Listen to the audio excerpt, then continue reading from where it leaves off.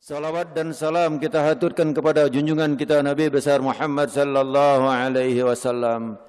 Kalau kita perhatikan, kita sering lupa bahwa kunci salat itu ada pada wudu. Apabila wudunya tidak beres, maka secara otomatis salatnya tidak beres. Wudunya akan ditentukan dari toharohnya. Kalau toharohnya tidak beres, maka wuduknya akan tidak beres dan sholatnya juga akan tidak beres. Rasulullah sallallahu alaihi wasallam dalam satu hadis beliau menyampaikan supaya berhati-hati di dalam buang air kecil. Kenapa? Karena azab kubur yang paling banyak itu adalah al-lisan dan buang air kecil. Bagaimana cara kita untuk supaya kencing itu benar, supaya kencing itu tuntas, supaya kencing itu bersih daripada hadas. Bahwa seseorang yang toharoh sering sekali keliru. Kenapa keliru? Karena ngambil gampangnya, ngambil mudahnya, yaitu kencing berdiri. Bapak-bapak sering kencing berdiri, tapi ibu-ibu kencingnya jongkok. Nah, pada kesempatan ini saya ingin menyampaikan bagaimana cara kencing yang benar, kemudian hubungannya dengan kesehatan. Kalau seseorang yang kencing berdiri, bisa saya pastikan dan saya sudah uji coba, ternyata masih ada sisa. Di saat seseorang buang air kecil dia berdiri, maka posisi klep seperti ini. Ini, ya toh? Seperti ini.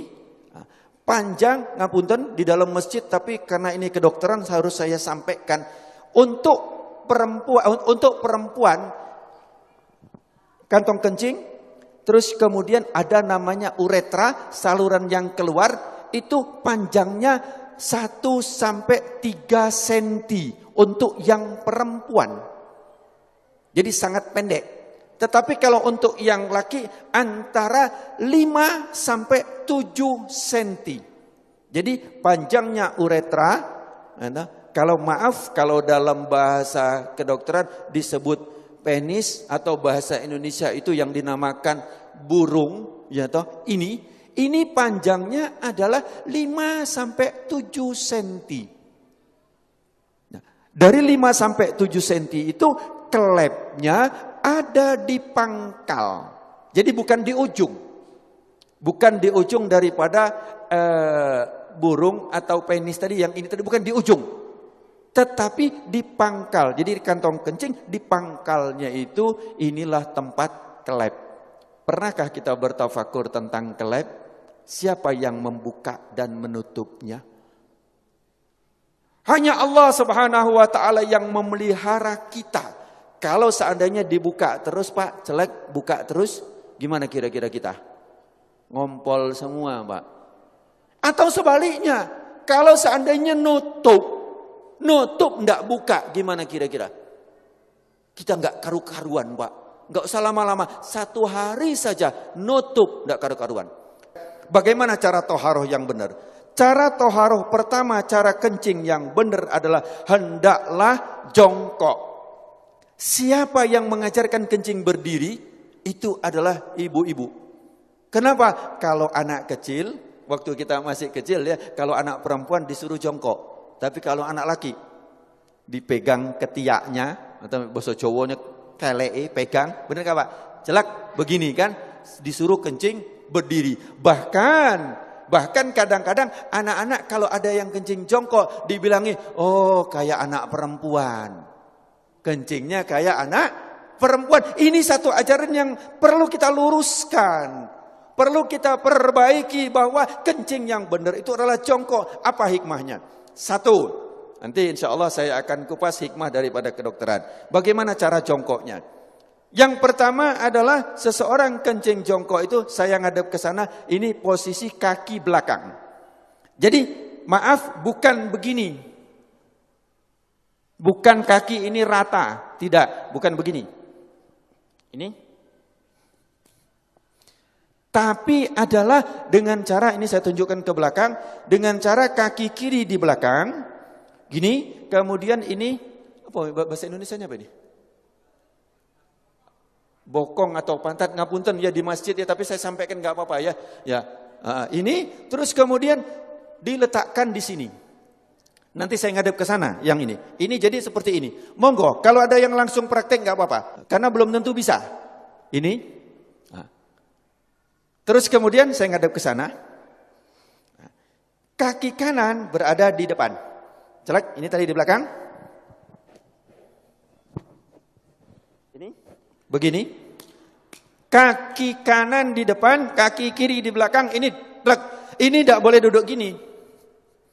Jangan begini, ini najis semua. Jadi ini, monggo, latihan Pak, belum tentu bisa. Nanti ini berhubungan dengan toharo. Kalau kencingnya tidak beres, wuduknya pasti tidak beres. Kalau wuduknya tidak beres, sholatnya tidak beres. Nah, ini. Terus kemudian yang kedua, kalau posisi seperti ini, maaf, seperti ini, maka kelep tadi posisinya seperti ini. Dia juntit begini. Tek. Sehingga setelah ini habis, dari kantong kencing habis, maka dia masih ada sisa di sini. Masih ada sisa di sini, di saat nanti saya praktekkan. Kencing berdiri. Saya coba, kamar mandi, saya kencing berdiri.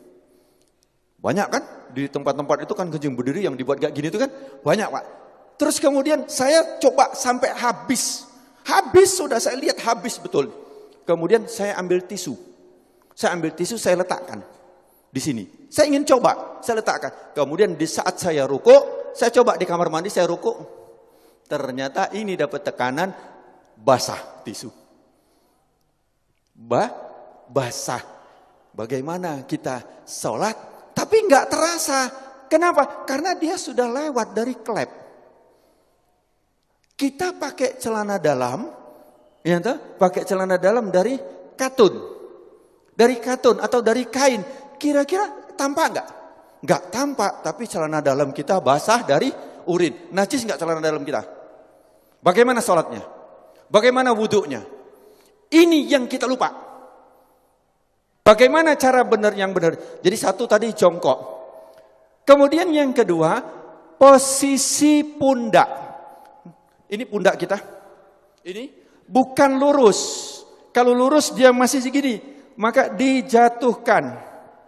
Ini dijatuhkan. Jadi ini seperti ini, bukan lurus begini. Bukan lurus. Tetapi ini jangan gini. Ini jangan. Nah, gini duduknya enak banget. Ini kemudian dijatuhkan.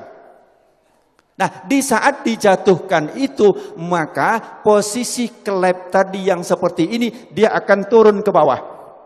Dia akan turun, akan ngadep ke bawah. Sehingga dia akan keluar habis. Akan habis. Ini. Yang kedua adalah seperti ini. Ini enak banget. Setelah selesai habis, kencing, habis, terus kemudian kadang-kadang masih tersisa. Itu boleh digoyang. Tidak perlu berdiri, boleh digoyang. Enak digoyang. Karena posisi seperti ini tadi, apabila kita goyang, dia berubah. Dia akan keluar lagi. Jadi cukup ini saja. Plek, langsung dia keluar. 2-3 kali gak apa-apa. Insya Allah dia akan habis. Nah, setelah selesai seperti ini, yang kedua adalah hendaklah berdehem.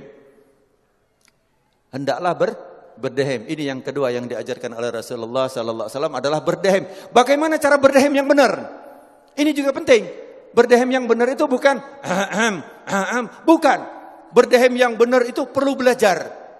Gimana cara berdehem yang benar? Adalah dengan cara tarik nafas. Di saat ini tarik nafas, di saat seseorang tarik nafas, ini paru-paru mengembang, set. Kemudian ini ada batas antara rongga dada sama rongga perut. Ini ada namanya diafragma. Diafragma itu pembatas. Di saat seseorang narik nafas, itu seperti mangkok atau piring atau cakram, di mana dia akan lurus. Jadi diafragma di saat kita narik nafas, naik ini, lurus. Terus kemudian di saat kita hentakkan, dia akan cas begini.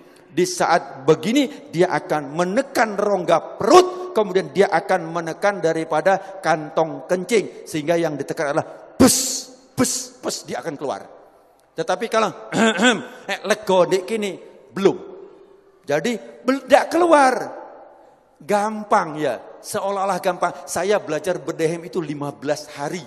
Yuk, bagaimana cara berdehem yang benar? Saya bertanya, 15 hari baru tahu dengan cara tarik nafas. Nah, bukan cara berdehem kayak orang mau lewat ada sandalnya. Bukan. Jadi caranya adalah tarik nafas. Nah, itu harus latihan sebanyak 3 kali. Begitu juga ibu-ibu. Ibu-ibu pun juga berdehem. Ini jarang kita dapatkan untuk berdehem ini, Pak. Ya, yang ketiga adalah dengan cara diurut. Untuk yang perempuan itu adalah ditekan dengan menggunakan tangan kiri, ditekan di atas ini.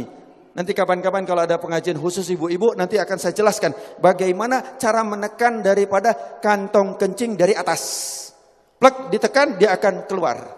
Kalau untuk yang laki-laki, itu adalah dengan cara mengurutnya. Bagaimana cara mengurutnya? Adalah dengan menggunakan tangan kiri, bukan tangan kanan. Kemudian dengan tangan kiri itu cara mengurutnya bukan dilingkarkan. Nah, sebelum saya menceritakan tentang bagaimana cara ngurut, biasanya kadang-kadang ngapunten ini disentik. Benar, ini disentik, benar. Saya pengajian di mana-mana itu ternyata dokter itu harus disentik dokter. Nah, kalau disentik seperti ini tujuannya betul supaya tuntas, betul supaya tuntas. Tapi caranya yang salah. Kenapa? Di saat begini maka dia akan ke paha sini dan ke paha sini. Celetik, celetik, dan tidak terasa. Kenapa? Karena kita sudah biasa pakai celana sehingga tingkat kepekaan daripada ini sudah sangat sedikit, sensitifnya sangat sedikit sehingga tidak terasa kalau kena hanya percikan 1 atau setengah tetes ke sini dan ke sini. Kemudian kita pun wudhu, kemudian sholat. Bagaimana badannya? Najis. Bagaimana celananya? Najis. Kita seolah-olah selesai, belum. Kemudian yang ketiga adalah dengan cara ditekan. Bagaimana caranya? Bukan dilingkarkan. Jadi bukan dilingkarkan seperti ini, melingkar, bukan. Bukan juga kalau ini jam, lingkar 12, 3, 6, 9. Ya. Bukan jam 3, jam 9, bukan begini. Bukan seperti ini. Tetapi adalah jam 12, jam 6. Jam 12 itu adalah jempol untuk sebagai penahan, penopang. Kemudian yang jari kelingking. Jari apa ini? Kelingking ya, bahasa Indonesia kelingking ya. Jari kelingking ini adalah untuk ditarik ke depan. 1 kali, 2 kali, 3 kali. Dilakukan seperti itu. Kalau untuk yang perempuan dengan cara ditekan. Nanti tempat mana yang ditekan itu khusus untuk ibu-ibu. Ya, bagaimana nanti cara menekan untuk membuang air kecil. Bapak rahimakumullah. Saya ambil satu kesimpulan. Yang pertama, kalau kencing berdiri sudah saya uji coba, sudah saya lakukan, ternyata tidak mungkin kencing berdiri begini. Itu satu, pasti begini. Ya, atau malah begini, maka semakin juntit daripada kelepnya tadi pasti ke atas. Yang kedua, sudah saya coba dengan cara kencing berdiri itu, kemudian dilakukan dengan waktu kita ruku, kita sholat, itu saya coba untuk di kamar mandi ruku, ternyata dia keluar dan saya sudah coba dengan tisu. Jadi bapak-bapak nanti celana dalamnya akan basah, ya toh, tapi nggak kelihatan karena daya serapnya cukup ini, itu kalau kencing berdiri itu akan keluar, tetapi tidak terasa. Kenapa? Karena sudah melalui klep. Kemudian yang ketiga adalah cara hitan yang benar, maka dia tidak ada sisa sama sekali di bawah ini. Kalau masih ada sisa di saat yang tetesan-tetesan yang terakhir, dia akan masuk. Dia akan masuk. Kemudian yang kedua adalah cara duduk yang benar. Cara jongkok yang benar adalah, saya ulangi, kaki kiri di belakang, kemudian ini diletakkan di sini dengan nyaman, dengan enak. Ini. Terus kemudian posisi yang kaki kanan adalah seperti ini, tapi ini jangan dijatuhkan. Sekali lagi, ini bukan dijatuhkan, tapi begini. Jangan bingung, biasa saja, plek, enak, plek, biasa saja. Terus kemudian yang kedua, kalau agak gemuk ini boleh dibuka. Boleh begini, kalau agak gemuk. Yang kedua adalah posisi pundak jangan lurus. Kalau lurus kantong kencing masih seperti ini. Dan posisi daripada klep seperti ini. Harus jong begini. Dengan begini maka posisinya akan ngadep ke bawah, klep akan ngadep ke bawah. Ini juga akan tekanan. Ini bisa dilihat, ini dia akan menekan sini, akan ngelipat. Set, dia akan masuk ke dalam. Kedua. Kemudian setelah itu berdehem. Selesai, habis. Kalau belum habis, saya ulangi. Begini, boleh begini. Boleh begini. Ya, untuk apa? Supaya dia akan begini, dia akan keluar, akan enggak anyang-anyangan lagi. Terus kemudian yang kedua berdehem. Cara berdehem, tarik nafas. Jangan biasa. Jadi kalau hanya belum. Terbukti cara evaluasinya kalau hanya dia di sini. Akan dirasakan di sini. Coba di sini. Tapi kalau tarik nafas pasti di bawah. Dia akan keluar. Tes 3 kali. Setelah itu baru kemudian dengan cara diurut. Tapi sebelum berdehem, sebelum diurut, tadi kita harus geser supaya dia ini. Bapak-bapak rahimakumullah, sebenarnya tentang toharo ini masih banyak yang harus kita kupas. Tapi ini saya himpun sebanyak mungkin. Hati-hatilah kita di dalam bertoharo ini, karena Rasulullah SAW sebagai penutup, Rasulullah pada satu hari itu berjalan, kemudian ada 2 kuburan. Satu kuburan ini kata Rasulullah sedang disiksa. Kenapa? Dia cara toharohnya atau cara kencingnya enggak beres. Tapi ingat bahwa kita dikondisikan supaya menjauh daripada ajaran Rasulullah sallallahu alaihi wasallam. Di sini saya dari medis, saya akan usahakan untuk bagaimana hikmahnya daripada apa yang diajarkan oleh Rasulullah. Bagaimana tidurnya Rasulullah, bagaimana makannya Rasulullah, bagaimana menguapnya Rasulullah, bagaimana wudhunya Rasulullah, bagaimana taharahnya Rasulullah. Itu bisa dikupas habis dengan tujuan kita kembali kepada apa yang diajarkan oleh Rasulullah sallallahu alaihi wasallam. Mudah-mudahan beberapa penyakit akan dihindarkan oleh Allah Subhanahu wa taala. Amin Allahumma amin. Al-Fatihah. Al-afu minkum. Assalamualaikum warahmatullahi wabarakatuh. Waalaikumsalam warahmatullahi wabarakatuh. Terima kasih kami